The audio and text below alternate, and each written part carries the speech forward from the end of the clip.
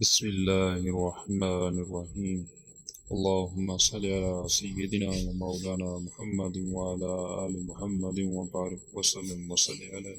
صاحبو او ہم سب اللہ عز و جل اور اس کے فعل اور تقدیر کے سامنے جھکیں اور اپنے ظاہری و باطنی سروں کو جھکا دیں، تقدیر کی موافقت کریں اور اس کے ہم رکاب بن کر چلیں، اس لیے کہ وہ بادشاہ کی بھیجی ہوئی ہے، ہمیں اس کے بھیجنے والے کی وجہ سے اس کی عزت کرنی چاہیے۔ بس جب ہم اس کے ساتھ ایسا برتاؤ کریں گے تو وہ ہم کو اپنے ساتھ اٹھا کر قادر تک لے جائے گی، اور اس جگہ ولایت اللہ سچے کی ہے۔ اس کے دریائے علم سے پینا اور اس کے خوان افضل سے کھانا اور اس کے ان سے مانوس ہونا اور اس کی رحمت میں چھپنا تجھ کو مبارک و خوشگوار ہوگا۔ یہ ایک ایک بات لاکھوں میں فرد ہے، تمام کنبوں اور قبیلوں میں سے گویا ایک ہے۔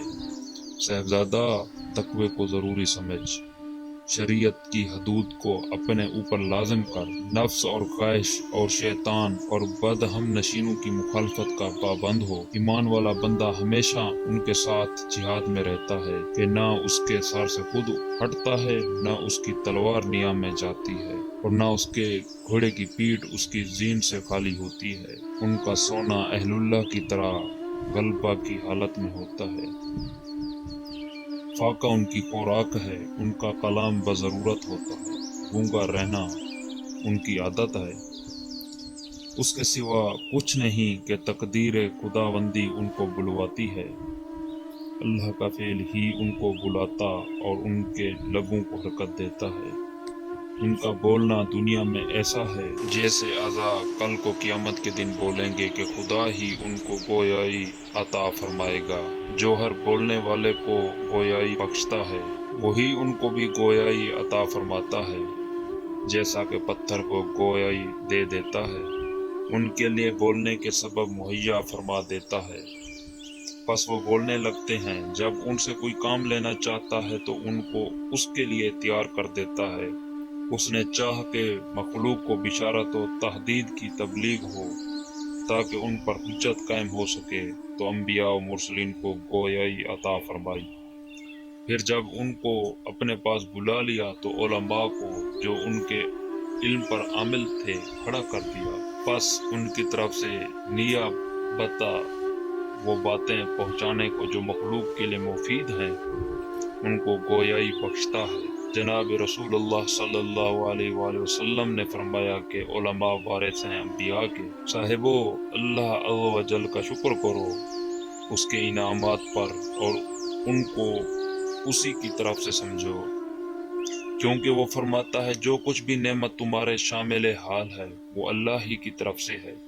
اے خدا کی نعمتوں میں کروٹیں لینے والو، تمہاری شکر گزاری کہاں گئی؟ اے وہ شخص جو اس کی نعمتوں کو غیر کی طرف سے سمجھتا ہے، تجھے کیا ہو گیا؟ کبھی تو اس کی نعمتوں کو تم غیر کی طرف سے سمجھتے ہو اور کبھی اپنے آپ کو ان کا مستحق سمجھ کر اس کے منتظر رہتے ہو جو تمہارے پاس نہیں ہے، اور کبھی ان نعمتوں سے اس کی معصیتوں پر اعانت حاصل کرنے لگتے ہو۔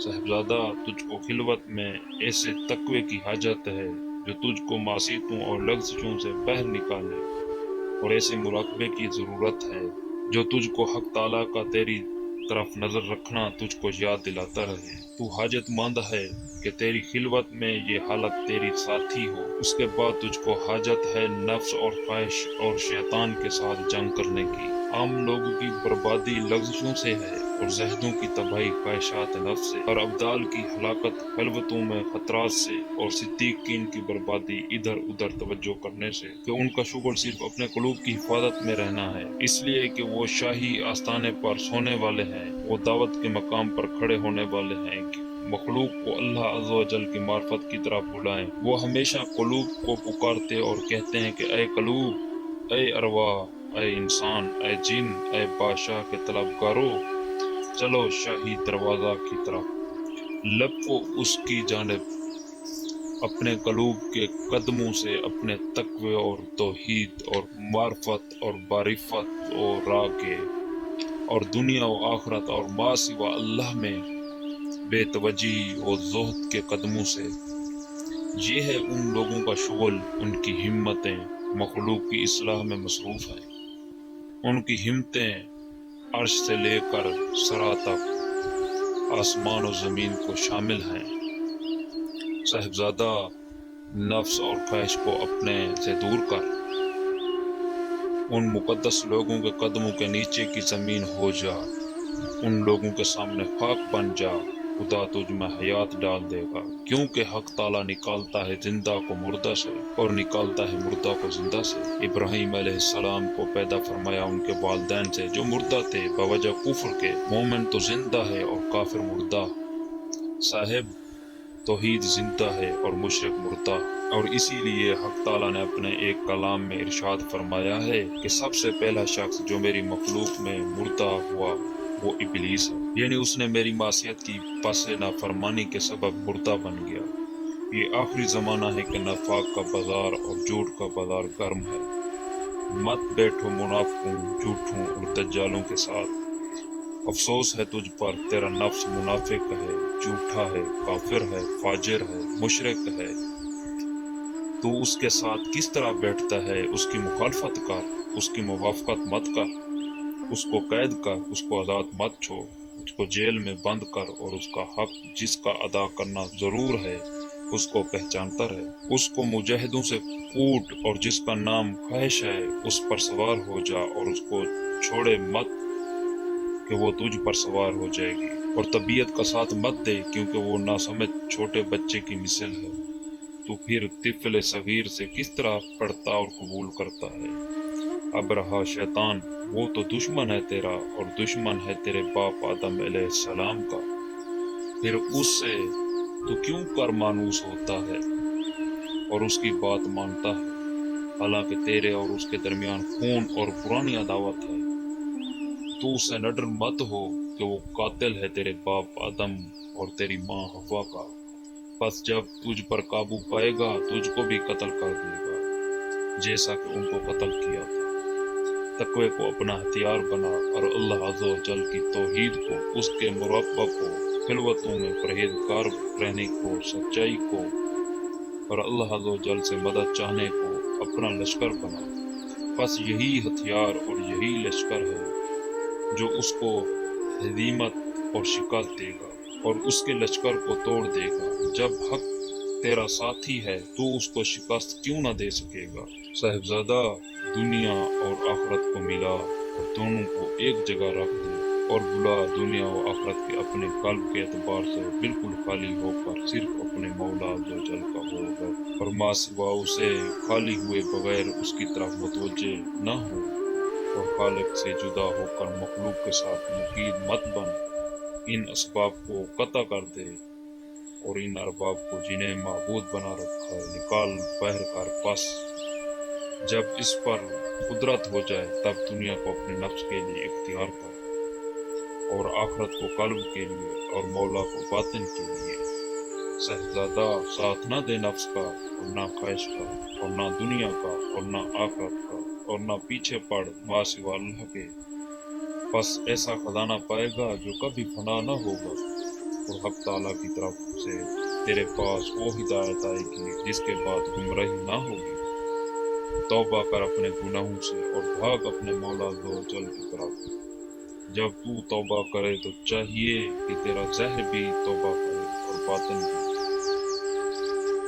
توبہ حکومت کی کایا پلٹ ہے، معصیتوں کے کپڑے اتار ڈال، خالص توبہ کر، اللہ عز و جل سے حقیقی حیا کر کے۔ یہ قلوب کے اعمال ہیں۔ اعمال شریعت سے اعضاء کو پاک بنانے کے بعد قالب کا بھی ایک عمل ہے اور قلب کا بھی ایک عمل ہے۔ قلب جب اسباب اور مخلوقات کے تعلقات کے بیابانوں سے نکل جاتا ہے تو سبب کو چھوڑ کر خالق کے سبب کی طلب اور اللہ کی معرفت اور اللہ کے علم کے سمندر پر سوار ہوتا ہے۔ پھر جب اس سمندر کے وسط میں پہنچتا ہے تو اس وقت کہتا ہے کہ جس نے مجھے پیدا کیا وہی مجھ کو راستہ دکھائے گا۔ تب اس کو ہدایت ہوتی رہتی ہے ایک ساحل سے دوسرے ساحل کی طرف، اور ایک جگہ سے دوسری جگہ کی جانب جہاں تک کہ راہ مستقیم پر ٹھہرتا ہے۔ پھر جب وہ اپنے رب کو یاد کرتا ہے تو اس کا راستہ روشن اور اسے گرد و غبار دور ہوتا رہتا ہے۔ طالب حق بندہ کا قلب مسافتوں کو قطع کرتا اور سب کو اپنے پیچھے چھوڑتا جاتا ہے۔ پھر جب کسی راستہ میں ہلاکت کا خوف کرتا ہے تو اس کا ایمان زہر ہوتا اور اس کو شجاع بنا جاتا ہے۔ پس وحشت اور خوف کے شعلے بجھ جاتے اور اس کے بدلہ انس اور قربت کی فرحت کا نور آ جاتا ہے۔ صاحبزادہ، جب تجھ کو کوئی مرض لاحق ہو تو صبر کے ہاتھ سے اس کا استقبال کر اور سکون سے رہ یہاں تک کہ اس کی دوا آ جائے۔ پھر جب دوا آوے تو اس کا استقبال کر شکر کے ہاتھ سے کہ دنیا میں بھی تجھ کو عیش حاصل رہے گی۔ جہنم کا خوف مومنین کے کلیجے کاٹتا، ان کے چہروں کو زرد اور دل کو محزون بناتا ہے، اور جب یہ کیفیت قائم ہو جاتی ہے تو اللہ عز و جل ان کے قلوب پر اپنی رحمت اور لطف کا پانی چھڑکتا اور آخرت کا دروازہ کھول دیتا ہے۔ پس وہ وہاں کی جائے امن کو دیکھتے ہیں، اور جب سکون پاتے ہیں اور کچھ مسرور ہوتے ہیں تو ان کے لیے جلال کا دروازہ کھول دیتا ہے، جو ان کے قلوب اور باطن کو کاٹ ڈالتا ہے اور ان کا خوف پہلے سے زیادہ سخت ہو جاتا ہے۔ پھر جب یہ حالت کمال کو پہنچ جاتی ہے تو اب ان کے واسطے جمال کا دروازہ کھول دیتا ہے، پس وہ ساکن بن جاتے اور بیدار ہو جاتے، اور درجات میں جو اوپر تلے طبقات ہیں یکے بعد دیگرے قیام گزین ہوتے ہیں۔ صاحبزادہ، تیرا فکر یہ نہ ہونا چاہیے کہ کیا کھائے گا، کیا پیے گا، کیا پہنے گا، کس سے نکاح کرے گا، کہاں آرام کرے گا اور کیا جمع کرے گا۔ یہ سب تو نفس اور طبیعت کا فکر ہے۔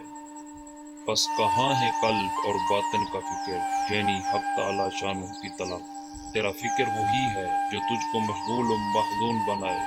پس مناسب ہے کہ تیرا فکر تیرا رب اور وہ چیز ہو جو رب کے پاس ہے۔ دنیا کا بدل بھی موجود ہے، یعنی آخرت، اور مخلوق کا بدل بھی موجود ہے، یعنی خالق۔ پس اس دنیا میں جس چیز کو بھی تو چھوڑے گا، عقبہ میں اس کا عوض اور اس سے بہتر بدل تیرے لیے پیدا کر دے گا۔ یوں سمجھ کہ تیری عمر میں صرف یہی ایک دن باقی رہ گیا ہے، پس آخرت کے لیے تیار ہو اور ملک الموت کا نشانہ بن۔ دنیا لوگوں کی روٹی پکانے والی ہے اور آخرت ان کے آباد ہونے کا مقام ہے۔ پس جب حق تعالیٰ کی طرف سے غیرت آتی ہے تو ان کے اور آخرت کے درمیان حائل ہو جاتی ہے، اور تکوین آخرت کے قائم مقام بن جاتی ہے۔ پس یہ لوگ نہ دنیا کے محتاج رہتے ہیں نہ آخرت کے۔